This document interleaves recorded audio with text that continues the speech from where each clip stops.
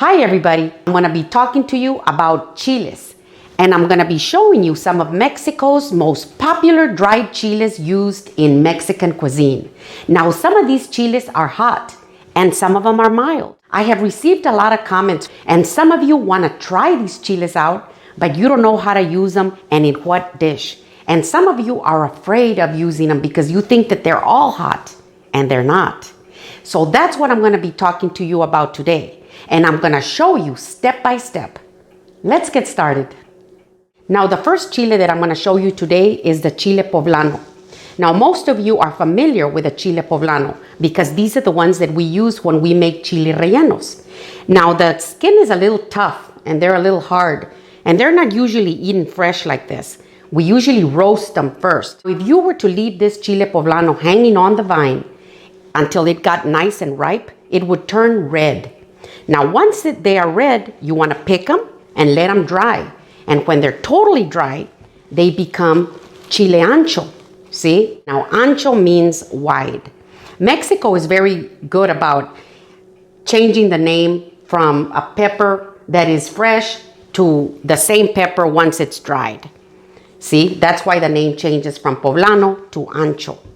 Now this Chile Ancho is Mexico's most popular dried chile because you can use it in so many dishes. It's just perfect when you make mole, caldo talpeño, pozole. These are just absolutely delicious. And it smells kind of like tobacco. It's a little flexible but shriveled up and dried. This chile right here is very mild. And it can be used along with other chiles in so many dishes. That's why it's Mexico's most popular dried chile. And it's very family friendly because it's very mild. Now, if this Poblano pepper were to be left on the vine until it gets ripe and red, but left longer than that, it would turn like a brownish red. Now, that chile that is brownish red is dried, then it becomes a mulato. Now here is the mulato. It looks exactly like the Chile Ancho. They smell the same, but they're different. They're both mild, but this one was left to ripen longer than this one was. If I were to open them both up, this would still have a tinge of red, and this one would be almost black from inside. Now this can also be used in many dishes, and it's also popular, but you can use this one and you can use this one together in any dish that you want, but you don't want to replace one for the other because even though they're both dried chiles and they both came from the Poblano pepper, they are different in flavors. So you don't want to replace one for the other. Now they come in different packages. Now this is my Chile Ancho, see? It comes in this fiesta bag. And I usually keep them in Ziploc bags like this. See? And then this is my Chile Mulato. See? Now I usually keep these bags of dried chiles in Ziploc bags like this. And I open them up and I remove all the air. And then I close them up. And I can put them in the freezer or just keep them in a cool, dark place. And they do last a long time and they do freeze really well. So now that you know what a Chile Poblano is, what a Chile Ancho is, and what a Mulato chile is, we can go to the next one. Now the second chile that I'm going to show you is the Chile Guajillo or the Chile Cascabel. Some people call them Chile Guajillos and some call them Chile Cascabel. Can you hear that? Those are the seeds in here and it rattles. That's why they call them Chile Cascabel. Now Chile Guajillo is a dried form of the Chile Mirasol. The Chile Mirasol means look at the sun. Now, the Chile Mirasol is dark green and very firm. And when it dries up, this is what it becomes. And as you can see, it's shiny and it's dark red and they're smooth and they smell beautiful. A little sweet, kind of like tobacco, combination of that. The Chile Guajillo is Mexico's second most popular dried chile, second to the one and only Chile Ancho. And the reason they're so popular is because these chiles are very family friendly. They're very mild and you can use these in any dish that you want. You can use these in mole, caldo talpeño, chilaquiles, enchiladas, menudo, just anything that you want because they are so easy to use and very easy to find.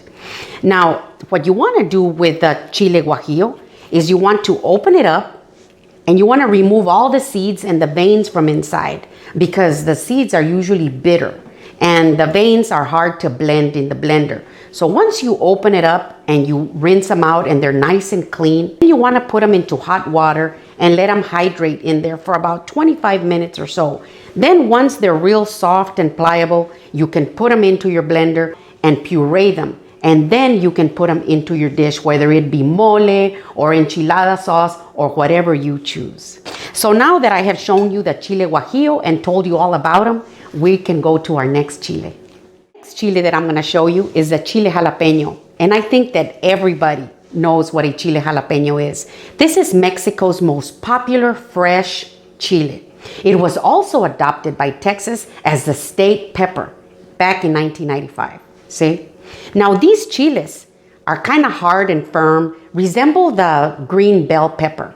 But Chile Jalapeños can be mildly hot to very hot. It just depends where you get them and when you get them. Now, my mom always said that when the Chile Jalapeño was dark green and had those little white lines all around it, that was a hot jalapeño. And I think it's true because I've noticed that myself. Now, when these Chile Jalapeños are left on the vine to ripen, they turn into a beautiful red, just like this. Except these are a little sweet. They're still hot, but they're a little sweeter than this one. Now, once they're nice and ripened like this, they are picked and they are dried and smoked. And they become Chile Morita. See? Now, Morita means blackberry.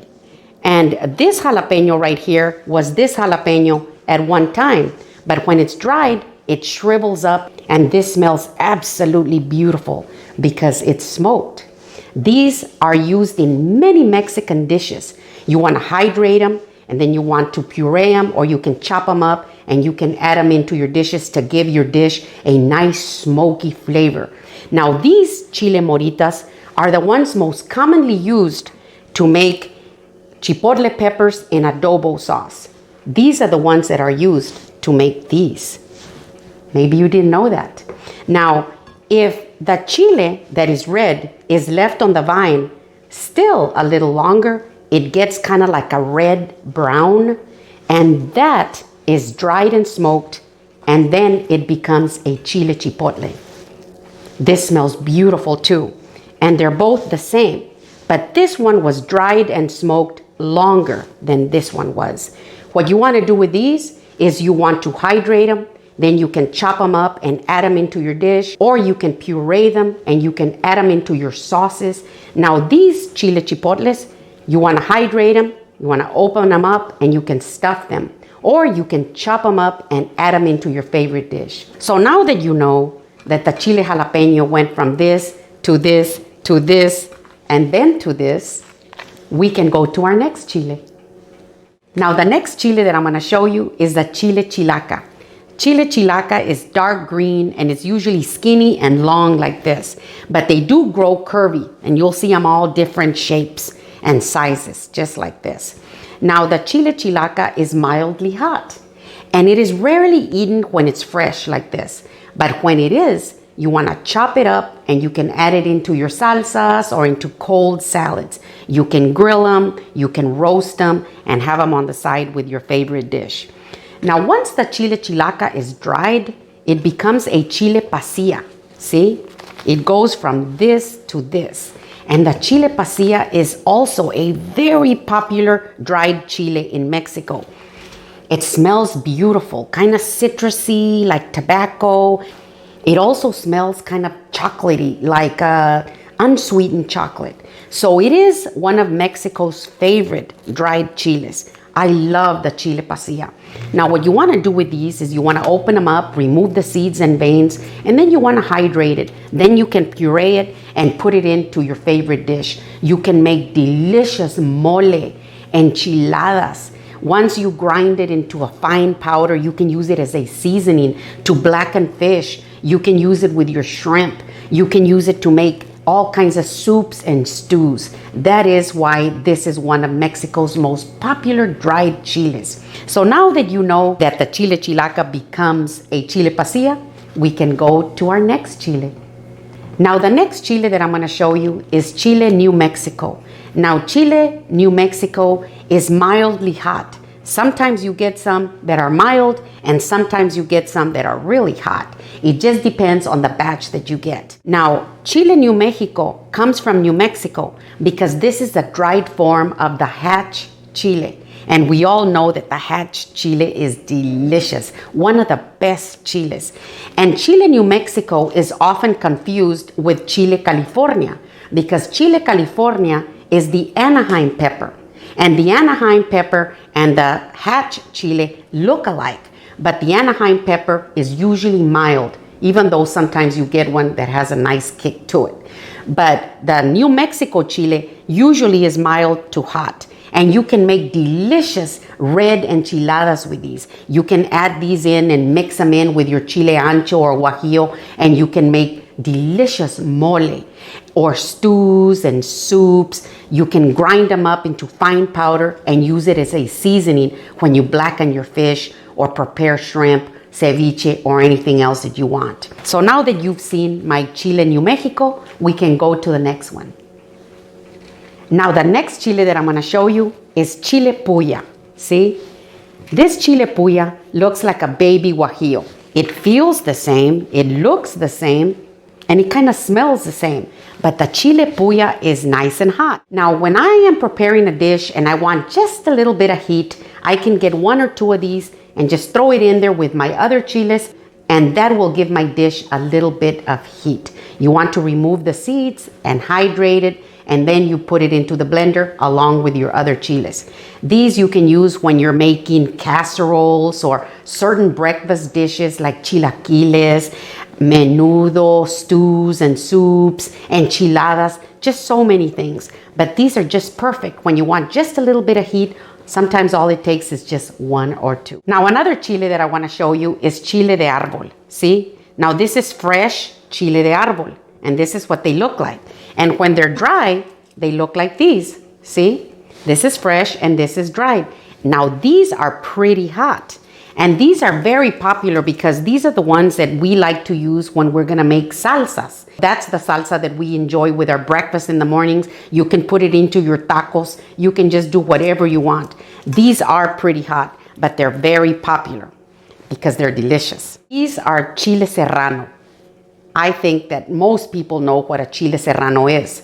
They're nice and firm. Every now and then you'll get one that is mildly hot, but most of the time they're really hot. Now these I like to use when I make pico de gallo or guacamole, or I put them into my ceviche. You know, you just cut them up into little pieces and then you mix them up into your pico de gallo with cilantro and all these other things. If I am making a dish that I'm gonna be serving to other people that don't like any heat, I like to get these chile serranos and I just put them in there fresh like this into the pot. And then they're gonna get real nice and soft. And then when I serve my Ron, I'll just get these out in with his soup. And then he likes to just mash them up and mix them in with his dish. So that's another way that you can serve chile serranos. So these are some of Mexico's most popular hot chiles.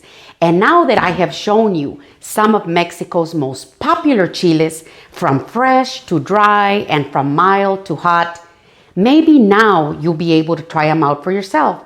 And hopefully you won't be so afraid to try them. If you like my video, give me a thumbs up, send me a comment and tell me what you think. Thank you.